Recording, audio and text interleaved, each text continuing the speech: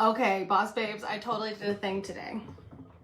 This is why I felt the need to share with you guys on a live because I feel like this is a problem that a lot of us, go through, and I just wanted to share that, like, I still struggle with it, but I was able to catch it and recognize it, and and this is what I'm going to do to rectify it, I guess. So, like, I have this beautiful group, this community that I'm a part of, and where it's like a book club, but it's like a self-help book club. It's really cool. In fact, the book is right here. It's called The Artist Way. If you guys are interested in, doing a little self-discovering and reclaiming your inner artist, this is a great book for that. But what was so fascinating is that we were talking about, this particular chapter was about allowing, allowing the abundance of the universe, abundance of God, to really remind us that we lack nothing, right? To be our ultimate resource. So that way there's no pressure for anything or anyone that we're interacting with. And I've seen this before where if I rely solely on my partner to provide everything that I need, that's too much pressure for him. And it almost actually has the opposite effect where he'll push me away, right? Same thing happens in my business. If I need you guys to purchase my products, come on, I'm struggling over here. Well, you're going to feel that anxiety and you're going to be like, well, she's struggling, I definitely don't want to work with her, right? So there's this push-pull dynamic, and that's what this particular chapter was talking about, and surrendering and living in trust and all the things. So what I thought was really funny is that, one of my manifestations is I just want people to find me naturally. I want people to just feel the energy that comes from me and just want to work with me that way. I don't really feel the need to have to pressure anyone into working with me. I don't really like marketing tactics and schemes and whatever. I just have never been that kind of person. It's just not me. I feel like my energy speaks for itself. And so I'm in the middle of this community, this group, and my energy was speaking for itself. I was just being completely raw and honest.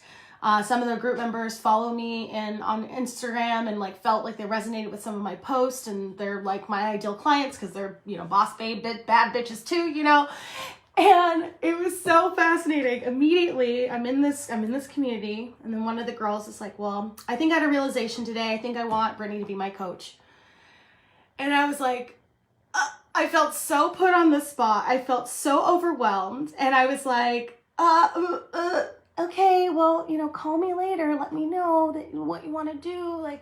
I started to dim myself, and I started to play small, and I started to minimize my effect and my energy and everything that I bring to the table. I started to minimize my knowledge and my wisdom and the whole reason why I'm in this position in the first place. And it was so interesting to watch me do this. I was this third person observing this experience happening. And I'm just well, just, okay, that's cool. And then I felt really uncomfortable. I was like, okay, well, can I change the subject now? I just felt so weird. So weird. Because in this space, I wasn't anticipating that my energy was going to lead for me, that God could supply me with a new potential client in spaces I wasn't even anticipating, which is the exact prayer that I have. Okay? It was the exact prayer that I have for myself, which is I want people to find me in places that where I don't have to market myself, where I'm just being myself. And this happened, I received it, and immediately I started to cower and push it away. So I'm curious about you, does this happen for you? Has this happened for you? Where you're asking for something, and then when you receive it, it's almost like you immediately find ways to not be worthy of it, that it couldn't be meant for you. You start to doubt yourself, doubt the whole experience, doubt that it even is for you or showing up for you, that it's even your prayer. And there's this funny thing that we do, and that's where self-sabotage comes in, where we'll get the thing. We've been praying for this thing. Please, God, give me the thing. Give me the man. Give me the woman. Let him come into my life. And then the person comes and you're like, oh no, I'm not ready for that. I'm not worthy of that. I don't think I deserve that. What are they showing me? I don't even know. What is this? I'm not even sure, right? And you make up all these excuses in your head as to why this thing is not for you, or why you don't deserve the thing, or the way that they're showing up, or they're too nice, right? I think that happens a lot. They're too nice. They're too kind. I can't believe they're like buying me dinner. No, they can't buy me dinner. I need to buy it for myself. I'm an independent woman. I'm strong. And you make up all these like suggestions as to why you don't deserve to be taken care of. You don't deserve to be admired and dated, right? Courted. And isn't it funny that when we get the things that we ask for, the prayers, our nervous system is not actually prepared to receive it.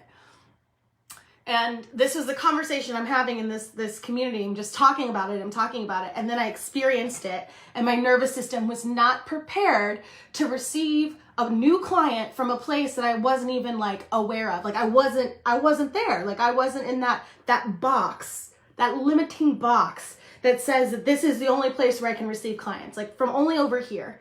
You know how limiting that is? If you only believe that you can find a partner, we'll say in church, or if you only think that you're going to find your husband online, then you are leaving out all of the other places where God has your person and wants to delight you and wants to like show you that, oh my gosh, there's so much more out there for you, not even giving me a chance. And that's exactly what I did today.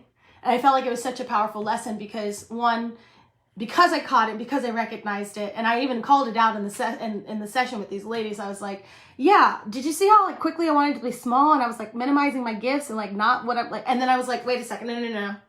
Yes, if you want to work with me, let's do this. Reach out to me later. We've got this, and I like stood up and like harnessed my power again. It was like, no, I'm here. That's what I came to do. It's my time. I'm choosing that it's my time, and my time means that I'm here and I'm available for you to work with me, and I'm here and available for them to work with me. It doesn't matter where you come from. If you just decide that like, hey, my energy's for you, and you show up from behind me, I'm ready to receive. Okay. That is God's answer prayer. Full 360, anywhere, up and down, all aspects of where I am ready to receive the thing that I'm asking for. I'm preparing my nervous system to receive taps on my shoulder and being like, you want to go over here? Okay, let's do it. I'm ready. Let's do it. Oh, you want to date this person over? Oh, let's do it. He doesn't seem like he's my type, but maybe I'll give it a chance, right? And that's how we kind of want to start approaching all of this, because far too often we are the ones who are limiting ourselves. In the posts that I've been recording recently, sharing with you guys recently, is this idea of us being multidimensional beings. And that means that we are energy. Our energy leads in the room. My energy is leading before I even get there, right? You decide to watch this, or you decide to click on this and watch it live or watch the replay because my energy is was already calling to you before you even saw my face. Same thing happens with my spirit. Obviously, if you're connected to something greater than you, the great thing is actually helping you orchestrate and supporting you in this whole process, leading you and nudging you and like getting you to follow a certain path that it knows you want, that it's already connected so deeply to your soul that the only thing that's getting in the way is your mind, your thoughts, your beliefs about how life is supposed to be, the stories that you've been telling yourself, the stories that you accumulated over time from your parents and from other people, and and that gets in the way of your soul communicating with the divine. And then you have obviously our mind, right? Our thoughts, our subconscious, our conscious mind. And then we have our body, our physical being, the way that we like sense things. If a man or a partner or a person or a woman, you come in contact with them and they don't smell right, that is your body telling you, it's not for you, boo. It's not for you. If you kiss them and they don't taste right, that ain't for you, okay? These are all cues. And so we get to live our lives in this full dimension.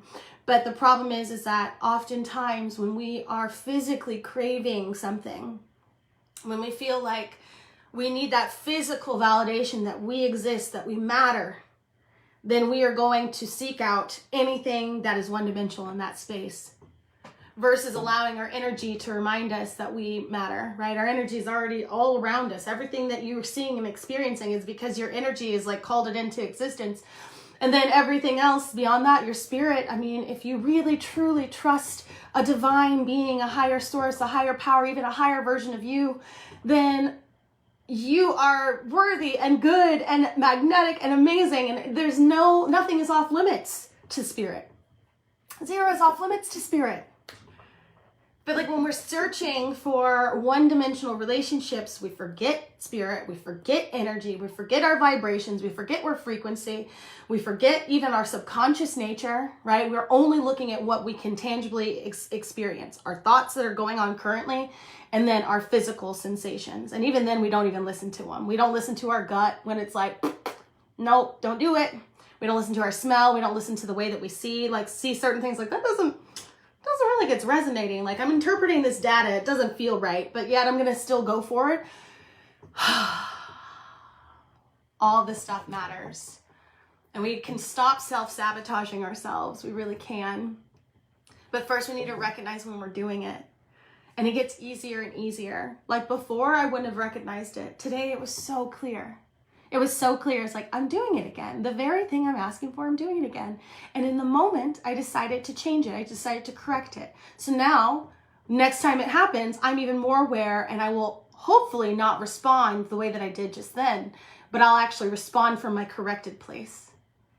And we can do this in relationships. Like when if we're in relationships and we're in a partnership and we need our partner to understand where we're coming from, or we need to have a dialogue with them, we just need to be more clear. We need to recognize where we are at fault, where we're the ones who's like maybe leading in a certain way, leading with our fear, leading with our anxiety, projecting certain beliefs and thoughts onto our partner rather than actually hearing what they're saying, and recognizing that we have more power than we ever give ourselves credit for, and that they also have their own power that they don't give themselves credit for.